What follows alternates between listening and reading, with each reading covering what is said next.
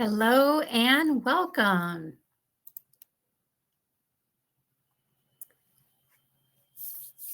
As we wait a minute before everyone starts to trickle in and join, I would love to hear where everyone's from.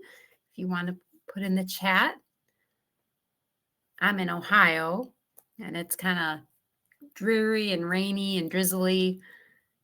San Francisco, nice. How's the weather out by you?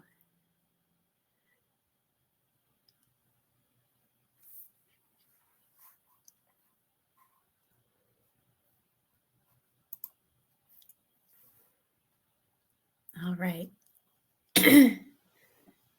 Cold, yeah. Surprisingly mild for November in Ohio, I'll say. It's in the 50s. Not too bad, but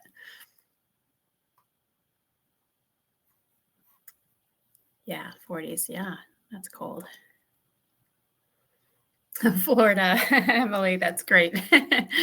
Oh, gray today. That's unusual, right, for Florida? Yeah. Welcome, welcome. A few more people joining. I invite you to just put in the chat where you're from, how's the weather, and we'll get started just a moment. Hopefully everyone can see the slides as well. Oh, thank you.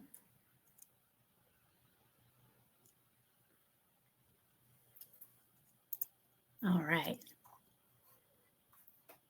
So we are going to dive in, and I'm so grateful that you are all here today. We should have some time at the end for questions too, so I'm happy to make this interactive as well. And in fact, I'm going to put some questions throughout in the poll for you. I'll do an example so you know what I'm talking about. So the first question about why you joined the webinar today. All right. Hopefully I gave time for a couple other folks to join. Looks like it. So if you wouldn't mind filling out the polls as we go through as well. All right. So let's get started officially. Again, thank you all for joining today. I hope to give you some practical and actionable items that you can incorporate without adding any more overwhelm to help create and build your stress resiliency and your fertility journey. And what do I mean by that? Stress resiliency, right? There will always be stressors in life. And especially this day and age, it seems like they're just compounded. And then when you're on your fertility journey, that's an already stressful time. So we know we can't totally remove all stressors in life, but what we can do is build our resiliency, our ability to handle them and not be as affected by them, but also acknowledging that they exist and not ignoring them, right? We're not doing that fake positivity that everything's okay either. We want to be realistic, acknowledge what you're going through, but also practical tools to help you manage the stress in everyday life. So without further ado, let's dive in. So you might be wondering who I am.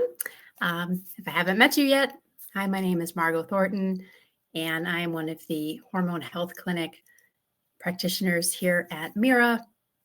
I've been a fertility practitioner for 7-8 years now as well, and I have several other certifications that really go into this whole mind-body connection that work with stress resiliency. So yoga, the Heart Math Institute, Eden Energy Medicine, and some other holistic tools that hopefully will help you today to learn some take-home steps.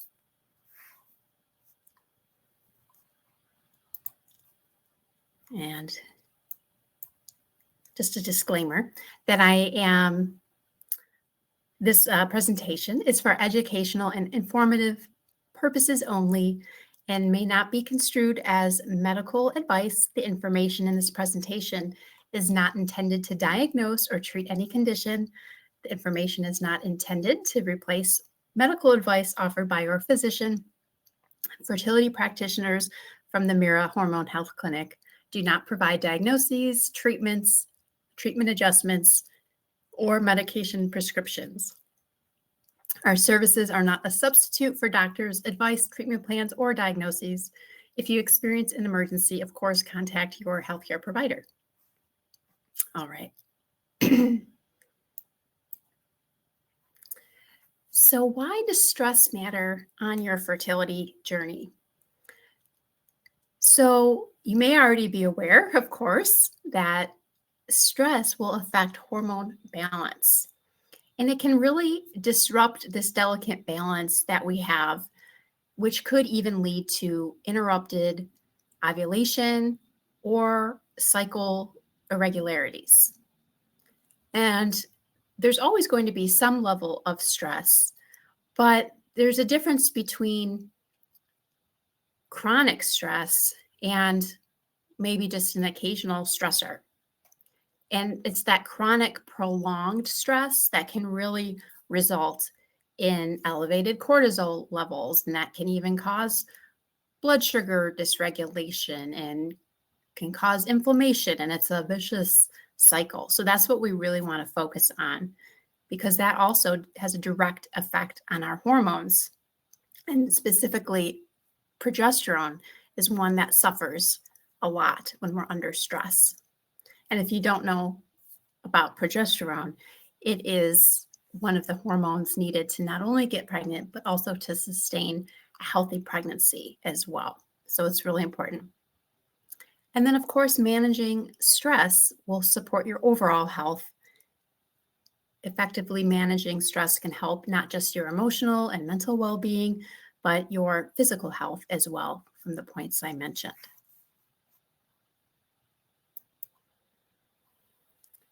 And by understanding, the impact that stress really has on fertility and developing some strategies to build resilience, we can not only optimize your health, but also your whole well-being on this fertility journey. And I know I talked to some women, and they may be very aware of their mental kind of emotional stress, but some are actually not so aware of it. And they may have internal stressors on the body, like inflammation, blood sugar dysregulation as well, that they may not necessarily feel or know. So there's kind of that stress about, and then there's the stressors that you don't know about. And the good thing is that the practices will affect both. So I just wanted to mention that. And I'm curious if you're one of the women that identify, do you know you're stressed, or are you feel like, oh, you got things. Yeah, life's busy, but maybe you're more interested in those internal stressors.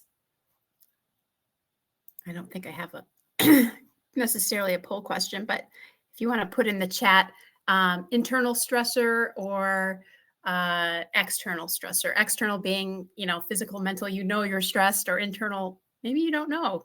And if you don't know either, you could say don't know. That's fine too. All right. So I'll dive in a little deep here just to understand more of that stress fertility connection, and specifically a little bit of the science. I'll just keep it high level.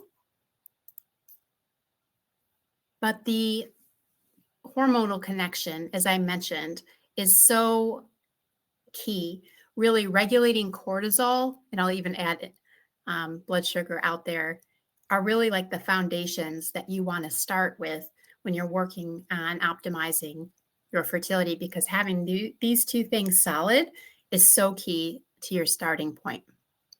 Yeah, thanks for commenting some of the stressors, external, but also worry. And yeah, that's the common one too. We'll address that. So as I mentioned, stress, our body releases cortisol, and of course, that disrupts this delicate balance that we have when it comes to reproductive hormones like estrogen, progesterone, testosterone. And it particularly can be impactful on ovulation and cycle length and overall fertility. And if you want to get pregnant, of course, you have to have a regular cycle. You have to know when you're ovulating, and that is so key. And then stress affects not just the reproductive system, but really our whole body system. And one of the systems in the body is commonly referred to as the HPA axis. Maybe you've heard of that before. If not, don't worry too much about it. But it's just our bodies have all these different systems and they're connected. And stress can affect this HPA axis, which is really this central regulator of the body's stress response. So when this gets dysregulated, it throws off other hormones in the body that send the little messages. Hormones are just little chemical messengers that tell the body what to do and when. And so when that's getting thrown off, you can just imagine it's a cascade for the other hormones to be thrown off as well. And then, of course, while we're managing stress, even when we do manage stress, right, it doesn't guarantee a pregnancy, but it can give us a really good running start. It can help improve our overall health and well-being, and also make things, our environment and our body, just more susceptible and sustainable. Because there's always going to be stressors, and there always, have been stressors, but how everyone's stress impacts them is different too. And some things may show up one way for one person and another for another person. So just it's important to recognize. All right. So I'm also going to pause for a second here. And I'd love to know, before I get into some strategies, what strategies are you using today for stress management? So I'll put a poll out there. Give you a moment to look into that. So what does building stress resilience mean exactly? Well, as I mentioned before, resilience is really the ability to recover from, stress and manage our reactions, and really to maintain balance. Or when we're thrown off balance, how quickly can we come back to balance? And that's really key, especially for our nervous system. I'll get into more details about that in a minute. And another key piece of it is helping us stay calm and focused. I see yoga is a common strategy that's great for stress management. And that can really help us, just like a tree that has roots down into the ground, but when the wind blows, maybe it moves, in the storm, but it knows it has that stable base holding it still. So there could be things that come disrupt us, throughout our journey and our fertility journey, right? But knowing that we have that stable root system, that no matter what comes up, we have a plan, or we can go to someone to help us with a plan and get support. And that is key. So supporting mental health, right? That obviously is huge just in general in life, but especially on the fertility journey, because you want to really reduce that emotional fatigue, that fertility fatigue, right? That you get burnt out, that cycle of, is this going to happen to me? Why hasn't it happened yet? Is something wrong with me? Why is it happening to everyone around me and not me? We get into these cycles and these spirals, and what do we do about it, right? Acknowledging that you're not alone, of course, and reaching out for help, just knowing that there are things that you can do to help this, and you don't have to be stuck in that cycle. And really developing this resilience will help keep you going, right? This fertility journey sometimes can take a while, but even when we do get pregnant, it doesn't end there, right? Then this is a different kind of stress. And then when you go on in life, there's this other stressor. So these kind of tools are just core, and they will help you and serve you no matter what phase of life that you're in. Yeah, okay. So some of the tools that we have to help with, whether it's stress, whether it's anxiety, whatever you identify with, mindfulness is a huge piece. And just a quick overview, in case you're not familiar, mindfulness is really the practice of being present and focused in the moment rather than being caught up in the worries or the distractions. And it can really help you stay grounded and help to mitigate a lot of that overthinking and those negative loops or negative spirals that can happen, especially on your fertility journey. And we'll make this interactive, and I'll invite you to do a little practice with me shortly, but just to cover a couple other options. So mindfulness, you can practice at any point. I highly recommend walking daily if you're not already. You can practice mindfulness on your walk, just focusing on the present moment, knowing your breath is moving out, in and out, not trying to control the breath, just noticing, watching.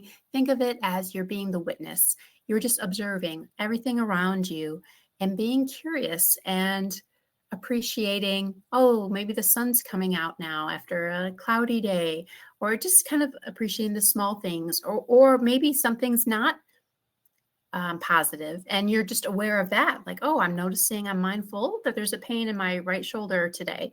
Not judging it, not trying to change it, just being aware, really rooting in that present moment. And that's one way to describe mindfulness. You can go into mindfulness meditation practices, and there's several of those as well, but just high level, just helping you to bring yourself back to the present moment, reminding yourself. You can think of the 5 senses. If you're especially stressed or worried and can't seem to get out of it, looking around the room, even if you're not out on a walk, and just picking out a couple of things to help ground you. For instance, if you're in a loop and you can't seem to get out of it, you could look around the room, find 5 things that have the color blue. And you can do this now. I happen to be wearing blue, so if you have nothing in your room, you could count my sweater as blue. And it's that connecting back to our senses, and this is from neuroscience as well, that it really helps to ground us. So that's just one quick example. Moving on to a breathing technique, and in a few moments here, I'll invite you to do a quick little breathing technique as long as you're not driving. And one of the easiest ways that we can really practice mindfulness is through connecting with our breath, like I mentioned, but having an actual practice where we do it regularly, maybe a few minutes a day where we come back to this practice. And this is where not only does it help our stress levels, but it can really help our nervous system as well. And then there's other tools and techniques such as a body scan, guided meditation. This is where you systematically focus your attention on different areas of the body. Perhaps you've heard of yoga nidra before. This is another great tool that you can do and practice on your own, where you're guided through, and studies have been done on these practices where over time it really does help manage and lower your stress levels. And then, of course, other kinds of guided meditations are wonderful as well to help walk you through these various exercises and keep you in that state of resiliency. It's like you're training your brain to come back to that state whenever you practice one of these exercises, so that your nervous system, your everything in your body basically can remember how to return back to calm. Even if you're not calm while you're doing it, that's okay. A favorite little anecdotal story, one of my yoga teachers was telling me about teaching meditation.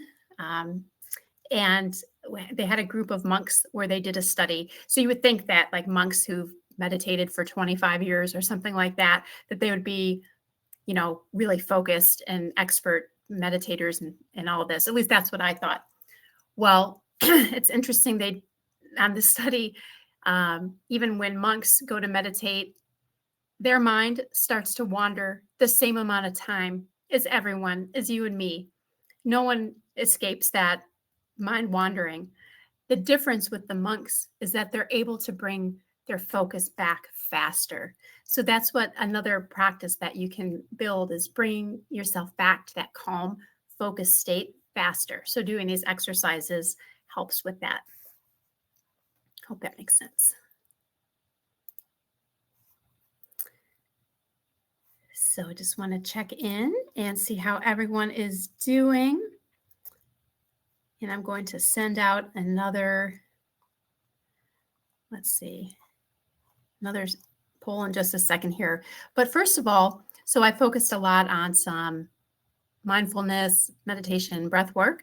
But I also want to mention that there are other ways too, like exercise is a great way to release stress, whether that's yoga, whether it's walking, whether it's jumping on a rebounder, a mini trampoline. If you don't already do that or know what that is, that's actually not only good for stress and exercise, but it's great for getting your lymphatic system going, which is also important, whether you're on your fertility journey or not. Just good to move our lymph system in our body because that system doesn't have a pump. Like our heart pumps our blood through our body and our circulatory system.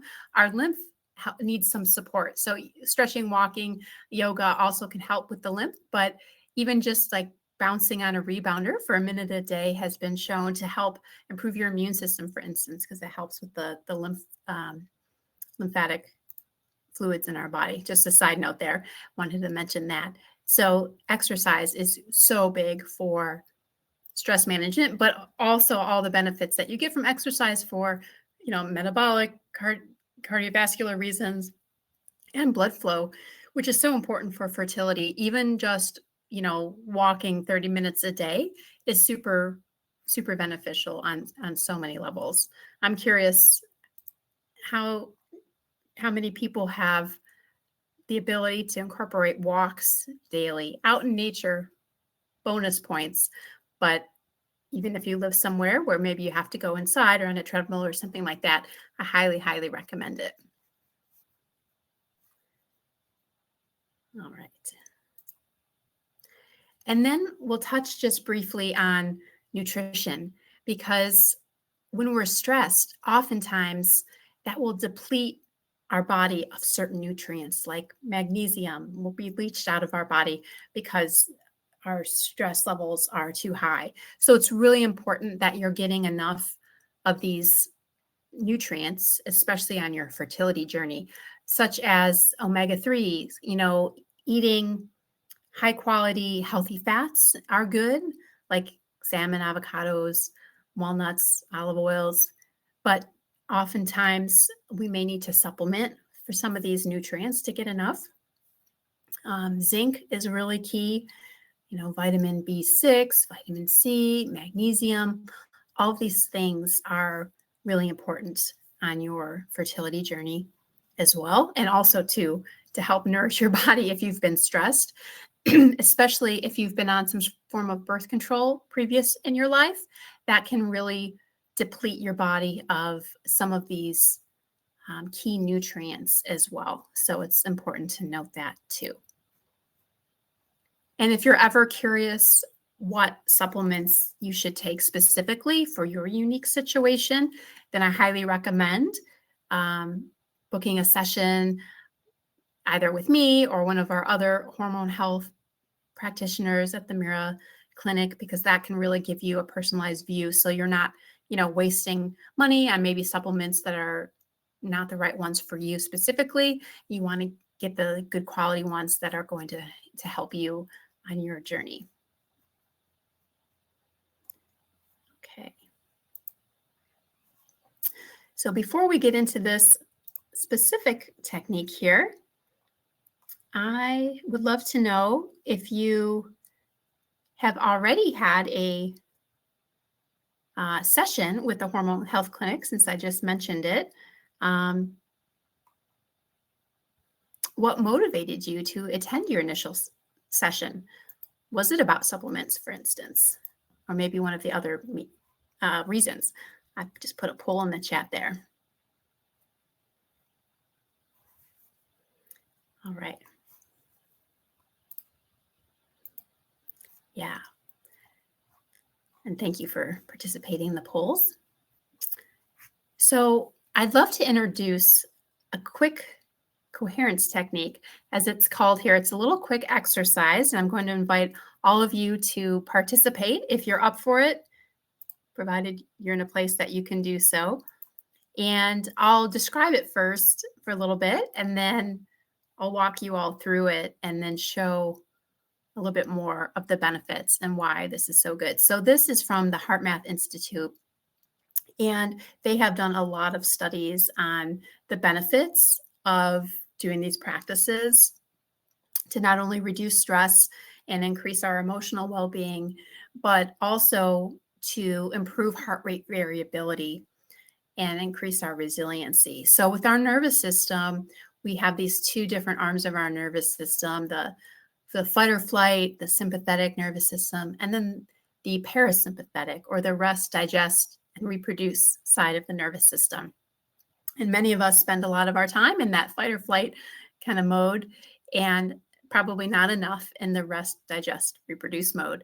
And so this practice can help strengthen that muscle, sort of, so you can switch back and forth easier without getting stuck as much. And a lot of you may be familiar with different kind of wearable devices. They have all sorts of tools nowadays that measure your heart rate variability. If you're curious, sometimes it's eye-opening for people. They don't even realize, maybe they're stressed.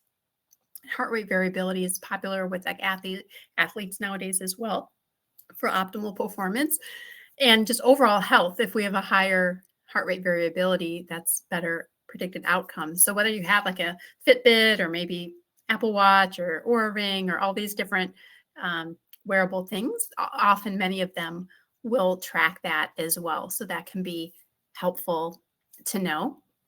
If you don't have one of those, don't worry about it either. It is just very cool the way all the technology these days, you can help track and see where you are.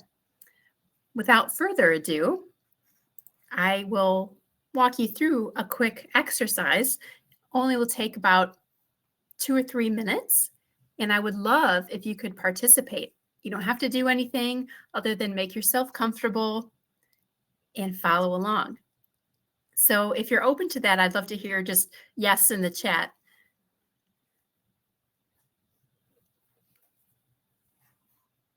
And if you're not so sure, that's okay too. You can see what it is and then follow along. Yes. All right. Thank you. Thank you for answering. Okay. So I will start the guided practice. Again, just make yourself comfortable. Take a moment to feel your sit bones against the chair, your feet on the floor. Allow yourself to feel that support and know that you're always supported, especially on your fertility journey. And just take a cleansing breath or two, breathing in through the nose, breathing out through the mouth, letting it go. Just separating your day from this moment right now at your own pace. Just another couple of breaths.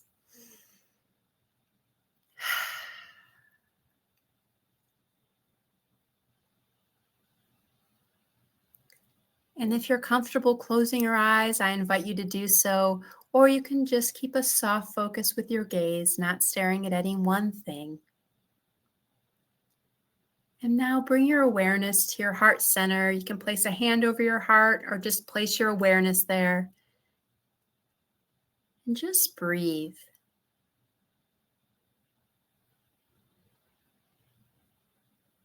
Allow the breath to deepen slightly.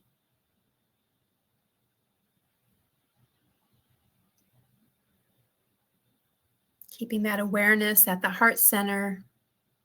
Imagine you're breathing in and out at the heart center, allowing the breath to slow down and deepen slightly.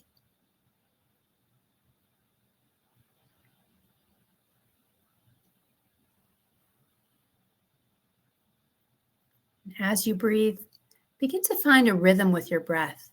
Perhaps breathing in to a count of 5 and breathing out to that same count of 5. Whatever number works for you without any strain.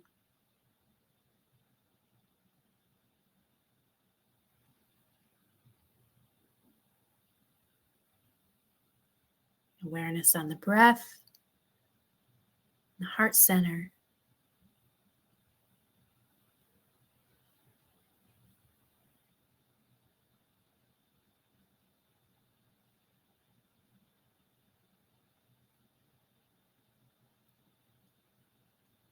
And now layering one more piece of awareness.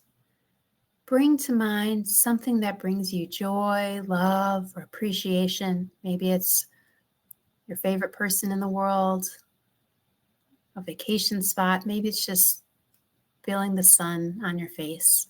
Whatever that is for you right now, there's no right or wrong. Just really let that feeling of love, joy, appreciation just wash over you. Really feel into that as you continue to breathe with the awareness at the heart center. Just for another minute or so.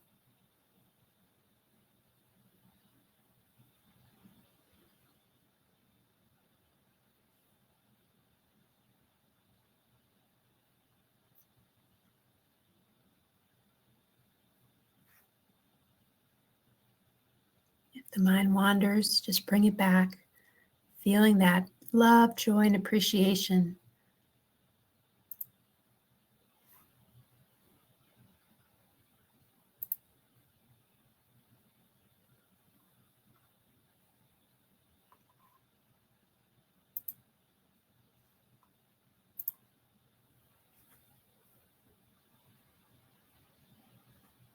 All right.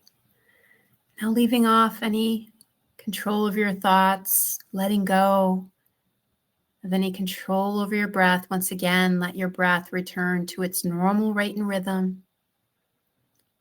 Feel into your body once again as we release this practice. Feel your sit bones against the chair, your feet on the floor. Feel that you're grounded and supported.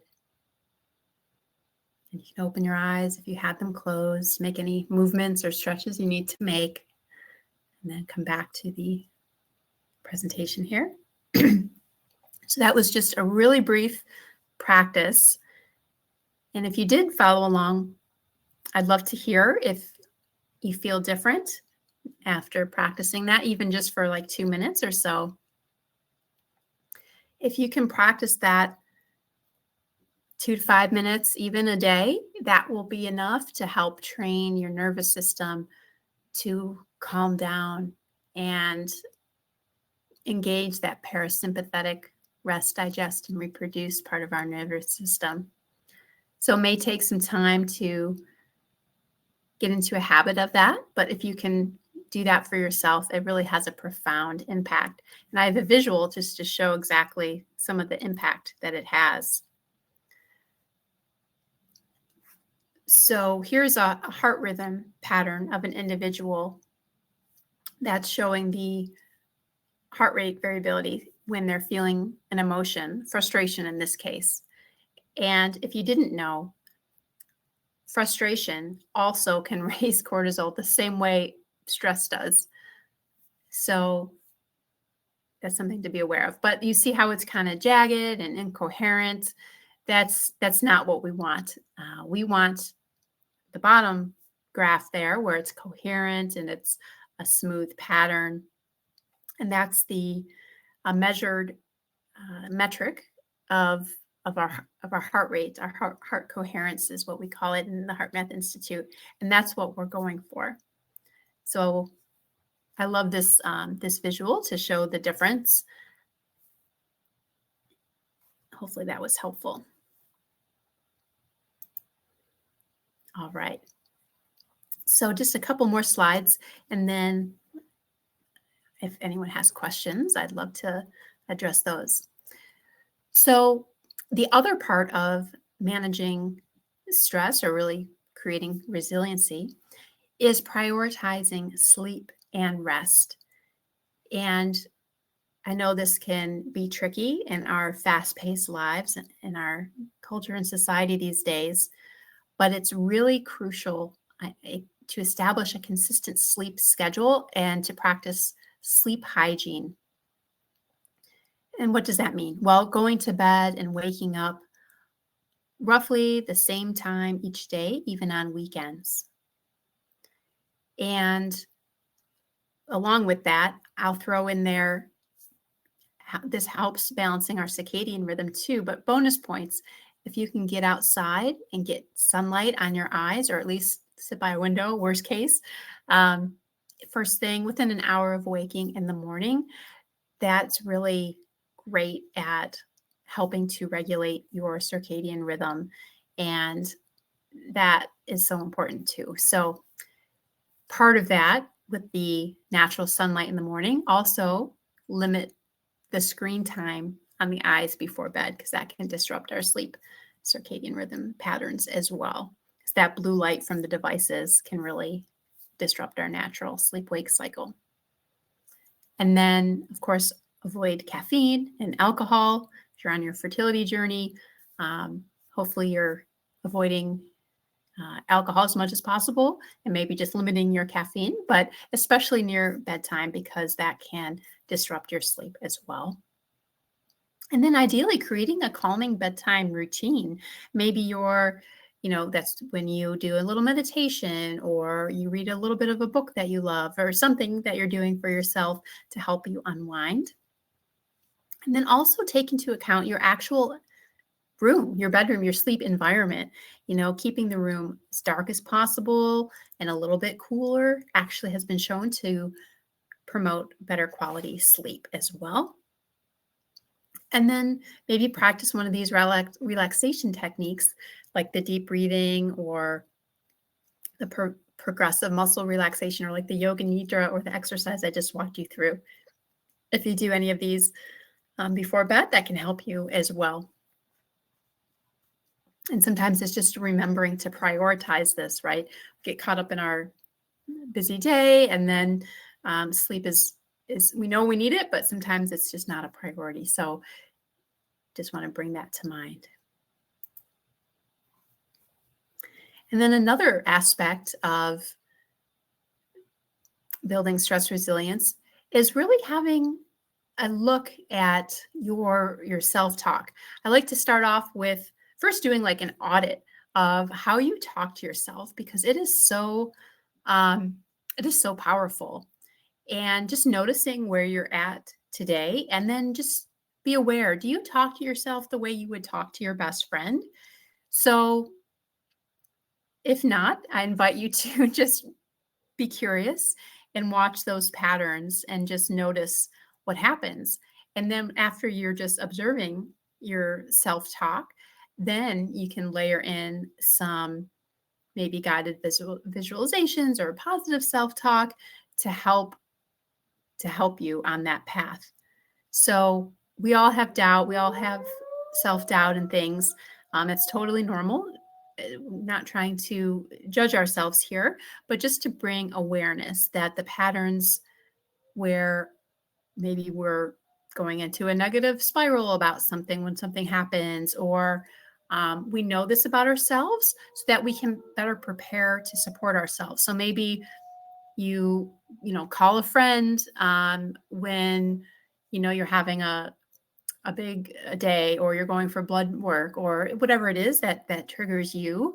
And then you also notice your thoughts and your patterns and how you talk to yourself, because that can be huge, and don't want to overlook that. So I just wanted to call that out here. And then building a support system, like I said. So whether it's a close friend, whether it's someone like me or one of our other fertility practitioners, it's really important to have a support system on your fertility journey as well. And the Mira monitoring kit can be part of that as well. And along with that, I would love to know if you use the Mira hormone monitoring kit now, do you feel you have a clear understanding of how you interpret your Mira data? I'm going to put a poll in just to gauge where everyone is at with their usage of that.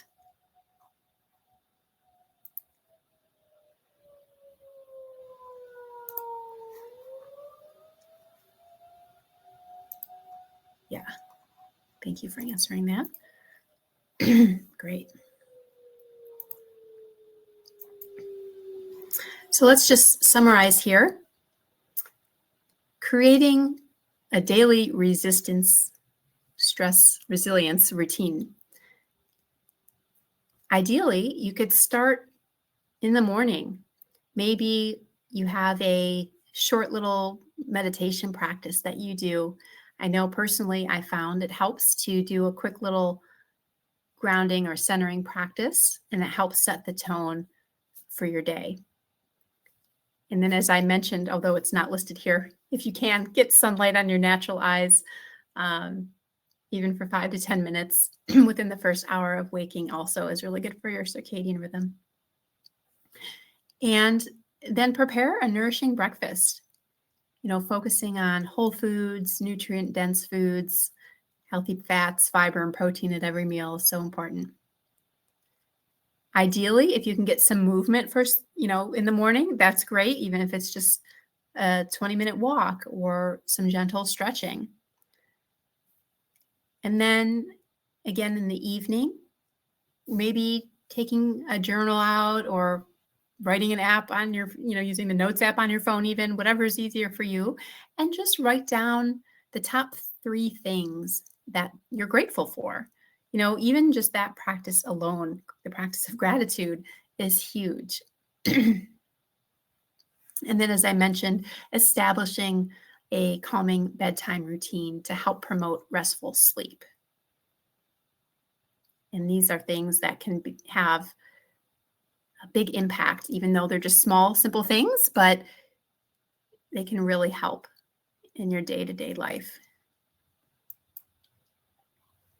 Because stress can really have a significant impact on your fertility, but developing this resilience can help you navigate this journey with more ease and well-being. So that concludes the slide part of the presentation. I want to thank you so much for those that are still here. And I'd love to take a question or two if you have one. Also, if you've already booked a session, would love to know if you're thinking about booking another one. I'm going to put a poll in there about that. And then I'll check the chat if there's any specific questions. I hope you found this valuable today. I'd love to know if you learned something new. You can type new if you did.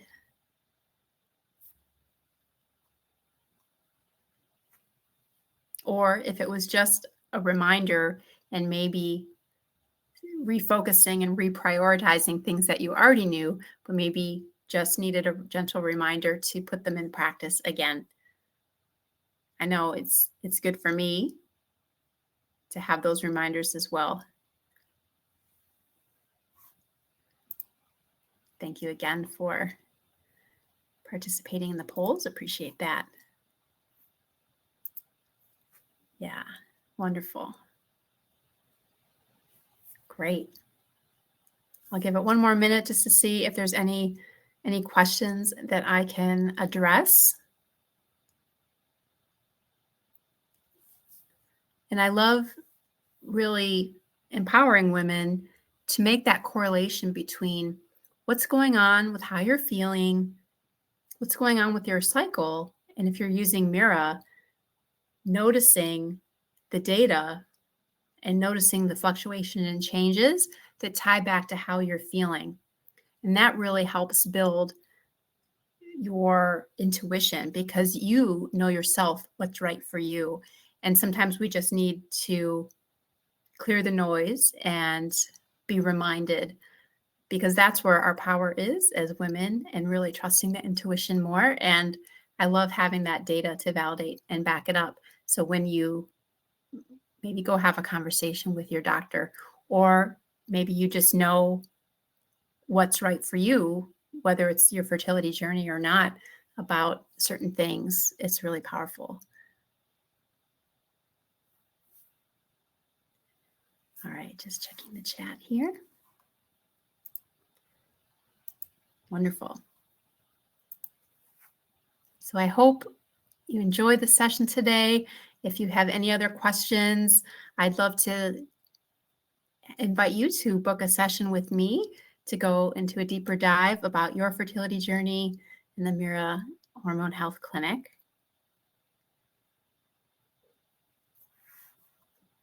And I want to thank everyone for their time today.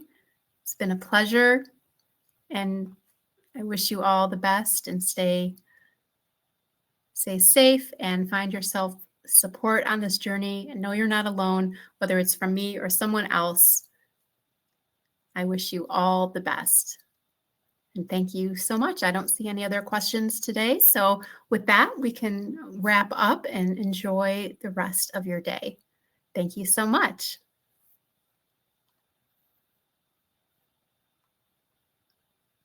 My pleasure. You're welcome. All right.